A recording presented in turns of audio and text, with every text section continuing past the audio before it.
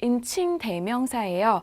한국어 같은 경우는 저 그리고 상대방을 지시하는 상대방을 지칭하는 뭐 그 사람의 직급 또는 어떤 뭐 선생님 그리고 그 사람의 이름으로 부르면 되죠.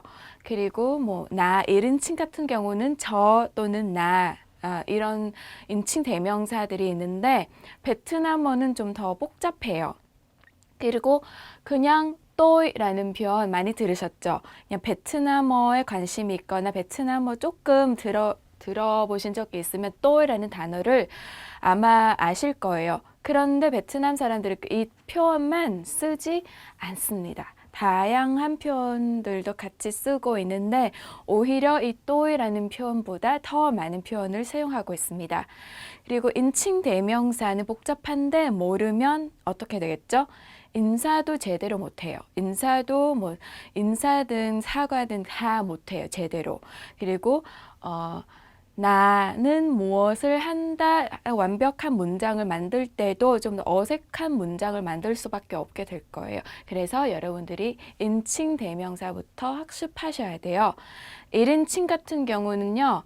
또라는 표현은 많이 들으실 거예요. 앞으로도 우리 강의를 하면서 주로 예시는 또라는 인칭 대명사로 만들어질 건데 나머지 인칭 대명사도 알고 계시면 좋아요. 특히 베트남 사람들은 성별 또는 나이 그리고 사회적 관계에 따라서 다른 인칭 대명사를 사용하고 있거든요. 1인칭 같은 경우는 본인을 가리키는 말이죠. 본인을 가리키는 말이라고 해도 상대방과 어떤 관계가 있는지에 따라서 좀 달라져요. 자, 예를 들어서 또이라는 표현은요, 보통 나 또는 저로 해석될 수 있다고 합니다. 근데 저 정도라고 못하겠어요. 저라는 표현 자체는 상대방을 높이기 위해서 본인을 낮추는 거죠. 그런데 또이라는 표현은 그렇지 않아요. 상대방을 높이지도 않고 본인을 낮추지도 않아요. 그래서 또라는 표현을 사용할 때 보통 상대방과 아주 정확히 그 상대방은 나보다 직급이 더 높거나 나이가 더 높거나 그런 대상이 아니라고 생각할 때 아니면 대상이 많을 경우에는요. 지금 여러분이 발표하고 있는데 앞에 앉아 있는 사람들은 아주 다양한 대상들이에요. 나이 더 많은 사람도 있고 적은 사람도 있어요. 그때 또이라는 표현을 사용하는 게 가장 적합합니다. 그런데 친구들끼리 얘기할 때는요, 친하거나 뭐 친한 친구나 뭐 나이 비슷한 그런 경우이면은 본인을 민이라고 합니다. 민이라는 표현을 사용해서 본인을 지칭할 수 있어요. 여기에서 저로 해석할 수 있는 이유는 상대방이 지금 처음 만난 사람이에요. 처음 만난 사람이면 바로 반말로 얘기할 수 없겠죠. 그런 맥락에서 안밍이라고 해도 되는데 그때 좀 친구라는 뭐 나이가 비슷한 대상이다라는 것을 알려주기 위한 거죠. 그래서 밍이라고 할 수 있어요. 자, 그 다음은 아잉이라는 표현인데요. 아잉. 일단은 이 표현은 여러분이 남자이면 이 아잉이라는 표현을 사용해서 본인을 지칭할 수 있어요. 자, 아잉은 다시 말하면 오빠 또는 형이라는 뜻이에요.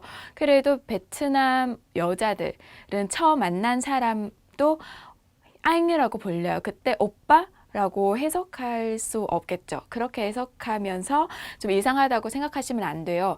왜냐하면 베트남 사람들은 자신보다 나이가 많은 그리고 젊은 나이 차이가 별로 많지 않은 그런 남자를 아잉이라고 부르거든요. 아잉이라고 부르시면 돼요. 오빠 또는 형이라는 뜻인데 본인을 상대방보다 더 나이가 많고 남자다라고 생각할 때 본인을 스스로 아잉이라고 부르시면 돼요.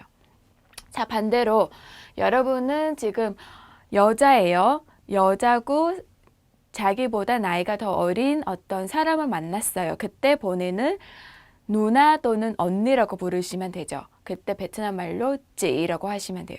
찌. 자, M이라는 표현은요. M은 여러분이 지금 상대방보다 나이가 더 어려요. 동생 같은 사람이죠.